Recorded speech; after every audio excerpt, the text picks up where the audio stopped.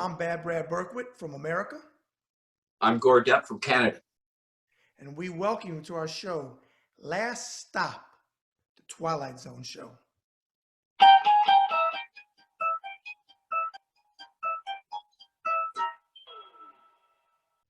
Folks, is that not the coolest guitar riff ever?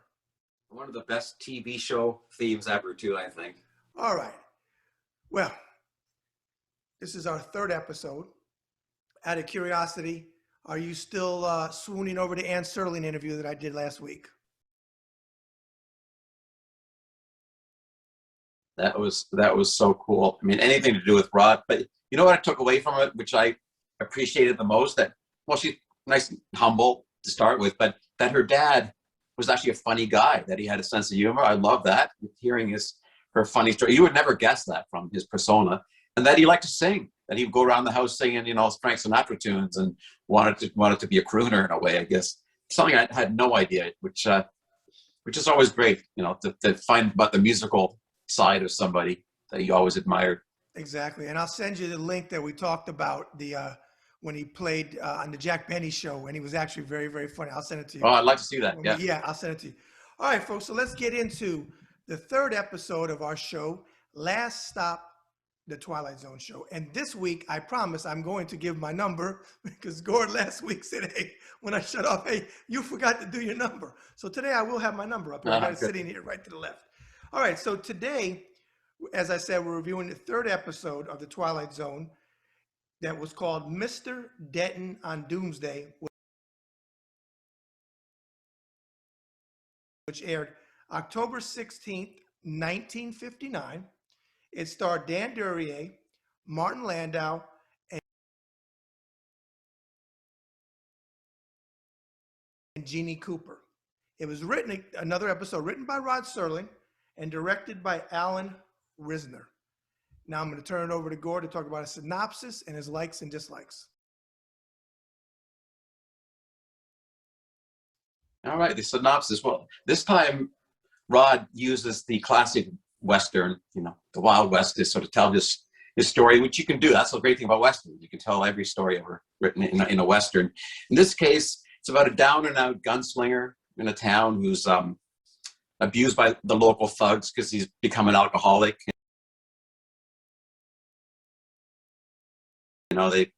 They sort of embarrass him in front of the town that used to obviously look up to him. Now he's an alcoholic, and they really push him to the limit, right? And by chance, or not by chance, in true Twilight Zone fashion, fate comes to town in the form of a peddler. He's got the quintessential wagon, of his goodies, of his potions and things. And he gives him a second chance, partially with some magic, but also by reigniting what he used to be, which kind of is weird because that's what drove him to become an alcoholic, being a gunslinger and killing somebody every day. At one point he says, I started drinking a little earlier every day, until he finally killed a very young kid. Mm-hmm. And that kind of pushed him off the edge. So the peddler comes to town, gives him a second chance with eventually a little potion that makes him like the perfect shot in the world, only for 10 seconds. And of course, there's like the final duel, with the guy comes to challenge him in the end, just like a Western, like high noon and all those kind of things. What's interesting is too, he meets his match, but in a funny way. Can we give away the ending?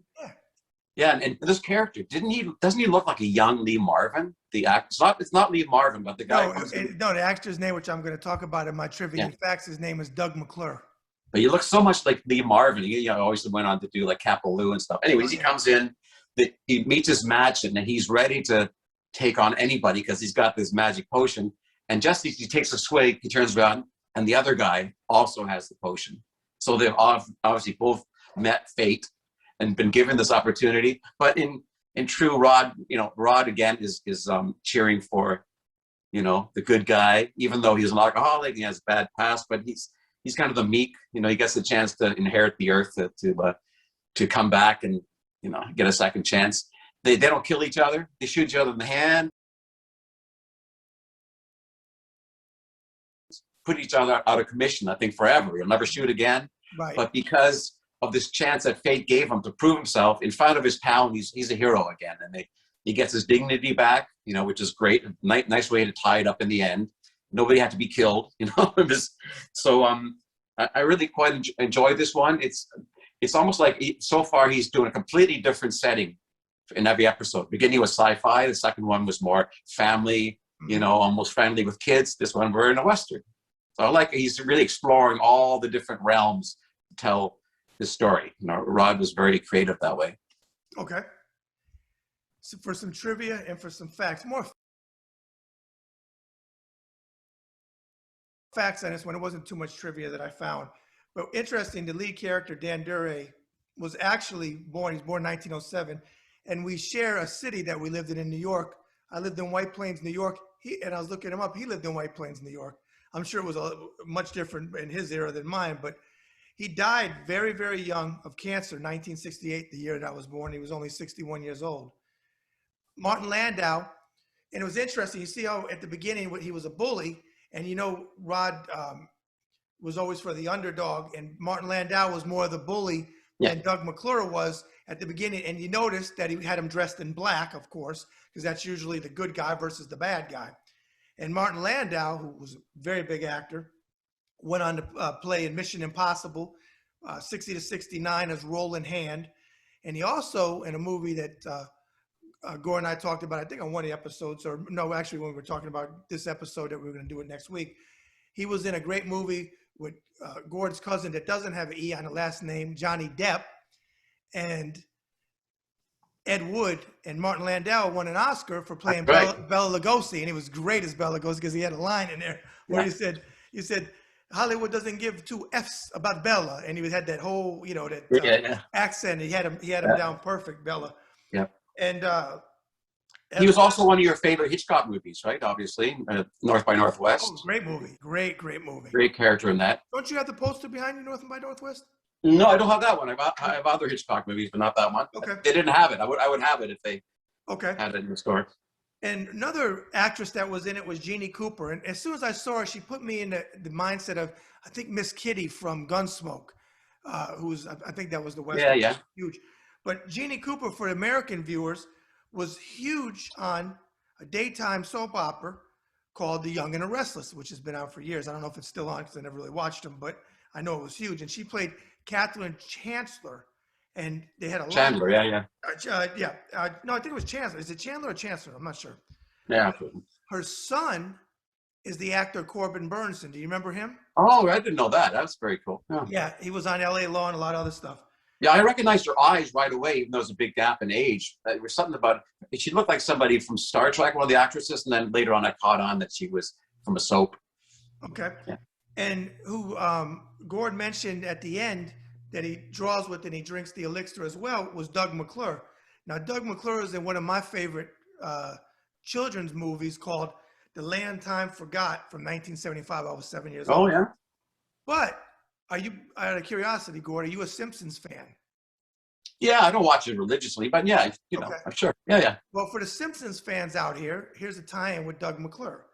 The character Troy McClure is based on Doug McClure and fellow actor who was like a teen heartthrob back in the 50s, Troy Donahue, who had a small part, believe it or not, in The Godfather Part 2. And Doug also passed away very young at the age of 59 of cancer as well. So, do you have any trivia or facts for me? Not so much, but I did recognize Dan. How do you pronounce his name? Duray? Dan Duray. Yeah, I know that face from somewhere, but not that one. But I did check out what the movie is. Remember that? What was it called? The Flight of the Phoenix. Yes. Which, and I checked to make sure. I said, there's got to be a Rod Serling script because it's so much like an episode. And I think there is an episode coming up which has the same thing about a plane crashed in the desert, and there's ghosts of, you know, the different people, that various people. So I don't know which one came first. I will have to investigate if Flight of the Phoenix came first or that episode. I have a feeling Rod's thing probably came first, and again, probably inspired. I want to say, and I could be wrong, but I think Flight of Phoenix might have come out in 1965, and Twilight Zone went from 59 to 64. Yeah. But Flight of Phoenix was it star Jimmy Stewart, right? Wasn't he the star of it? I'm not so sure if he was in that. I can't I'm not so remember. I sure. look it up. So Now, if there's another actor. if a viewer knows and we're wrong about if I'm wrong about Jimmy Stewart, leave a comment below. Yeah. The other actor that I saw, and they didn't give him credit, but I'm pretty sure there's a scene where the guy who says, you know, you've got a date with this other gunslinger. He comes to the door of his house, and just the night before, there's a guy with him, and his face looks so familiar. And I swear, I remember this actor's name is Miguel Sandoval. So he was like a character actor. He was like in Jurassic Park, Clear and Present Danger. He always plays sort of the sort of Hispanic. He's often drug lord. I'd have to look him up. Yeah, look at his face, but he didn't get a credit. And I said, wow. I mean, not only are there famous actors that we know, but bit players who later on will become bigger in other things, but very young there, and plays, you know, one of the bad guys, whatever. Did you notice that this episode has a new, sleeker intro? Yes. Completely different. Yeah. And I kind of like the old one better. I think they go back to it. But I don't know what, somebody wanted to modernize the look of the logo, and there's a line separating the thing, but the moon goes down, whatever. It doesn't get it. That's a disappointment for me. It's almost like they went the wrong way, but I think they came back to the classic intro later on. I'm curious if we can find out in our research, because I love the ones where Rod comes on with the cigarette, what made him come on, if that was his idea or so. It probably was, but if someone had told him it, or he probably come up with it himself. But I'm curious because I think it started in the second season, but I'm not for sure about that. When he comes on, you don't just hear his voice. But I'm talking one actor I missed on it that I wanted to talk about because I thought he was cast perfectly and he had the perfect face for it, was Malcolm Atterbury. And Malcolm Atterbury, he was the peddler, right? He was the peddler who played Henry J. Fate. He had the perfect look. And even in the distant shots or when they would zoom into his face and he didn't say anything, but he just had that look. He was perfect for that role. You know, he has that look of like he would play like the guy in the who made the coffins, you know, in the westerns, or the the man in black who was like you put, you know, the coffin builder or the hangman or that guy. Yeah, you're right. And it's which is great. It's funny you say that because I can't remember. I think it might have been a comedy western. So it might have been Support Your Local Sheriff with James Gardner. I think that was it. But one of them, the guy, was a funny scene because he knows the guy's got a chance he's going to get taken out. So he comes over with the tape measure. He's like, "What are you doing?" He said, "I'm measuring you for the car." Oh, yeah. I can't remember what western it is. Wasn't it one with, it was sort of with, it was directed by Sharon Stone, wasn't that the one with all the gunslingers? And I think DiCaprio was in it. Oh, maybe. yeah. You know, the Quick and the Dead, maybe? With it could have been that one. It might have been that one. It might not have been a comedy. If you know what that is, folks that are watching this, leave that below.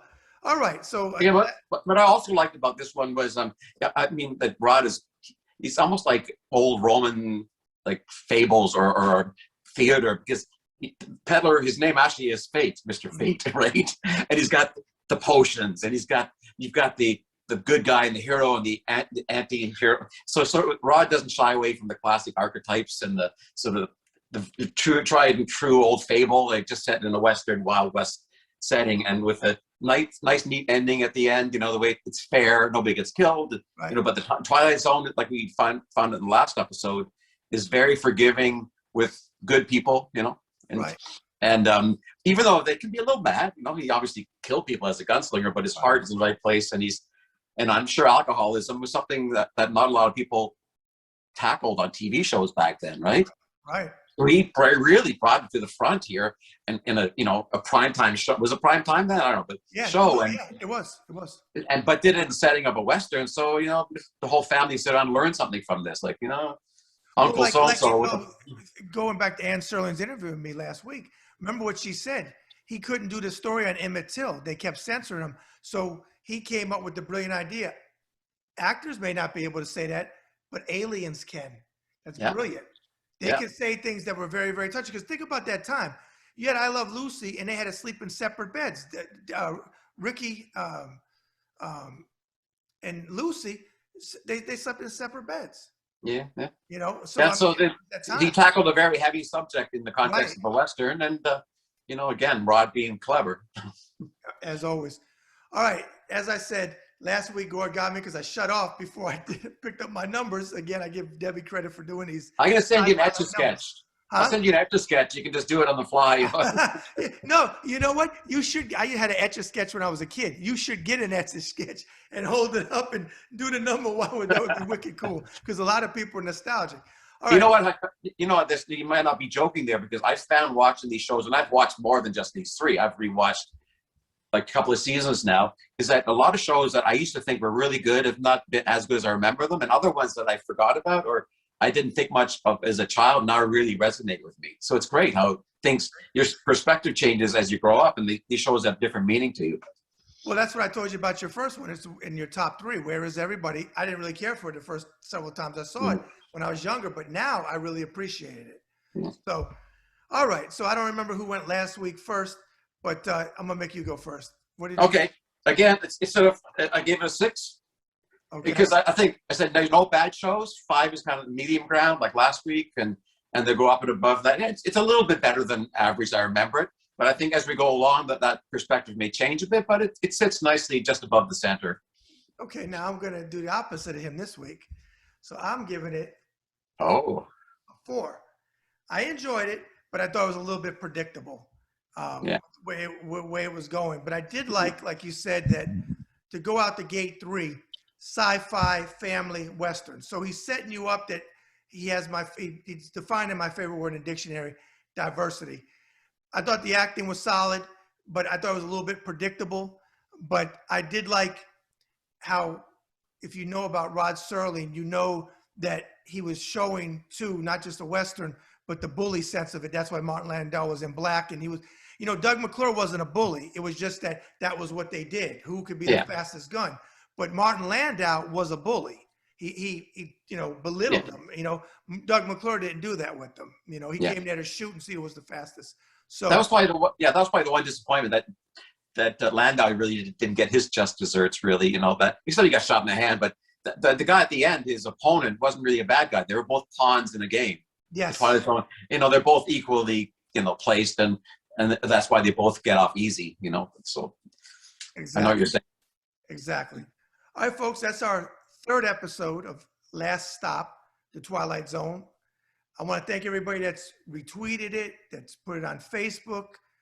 We got a lot of wonderful comments about it. You're enjoying what we're doing. There's a lot of people out there that love The Twilight Zone. So, and as you know, Gord and I, it's the end-all be-all show for us. So we appreciate that. Continue to share it. Again, hit the button whatever corner it's in and subscribe. Leave your comments below. We love seeing comments. I pass them on to Gordon. If you have a question for us this week, we'll start doing that. I'll give you the email address now. If you want to send us in a question for either one of us or both of us, that's fine. It doesn't matter. We'll answer them on the show. You can send in questions to Ringside Report 2014 at gmail.com. Again, that's Ringside Report 2014 at gmail.com. And we'll put your name, city, state, and country. We won't say your last name. We'll just say the last initial. I'll never put your full name out. So don't worry. I know a lot of people don't like that. But we want to give you credit for your question, okay? So send them in. Don't DM me them on Twitter, because a lot of people like to send me questions through my DM. Please send them email so I can put them on the sheet and put them to the show. Anybody that come out of woodwork that you were surprised? I know last week you said a lot of people you were surprised like the Twilight Zone. But anybody of note that you could say that really liked it? I was going to ask you that too, because you deal with a lot more celebrities across the board, right? I just know musicians, but politicians and actors and athletes and that kind of thing. Nobody knew really, but I found out pretty well everybody from our generation. It's just like everybody knew that or was affected by it or has a favorite show that sort of still haunts them, which is So yeah, it's not nobody famous, I would say, but the more I talk about it, the more I realize we're not alone on this. We're not alone. All right, folks, that's the end of the show for this week. We shoot on Saturdays, and we're going to try to keep that schedule the best that we can. So look for the notifications. You'll get if you click when you subscribe, you should get notifications in your email when the shows come out. And again, like I said, we appreciate all the shares, the retweets, the post on Facebook, and it really is a labor of love doing this for Gord and I, because not only do we love the show, we adore Rod Serling as well. So as we always do, he's going to say goodbye from Canada. Go for it. Goodbye from Canada. And I'm going to say goodbye from America. And we're going to keep bringing you Last Stop, Twilight Zone show.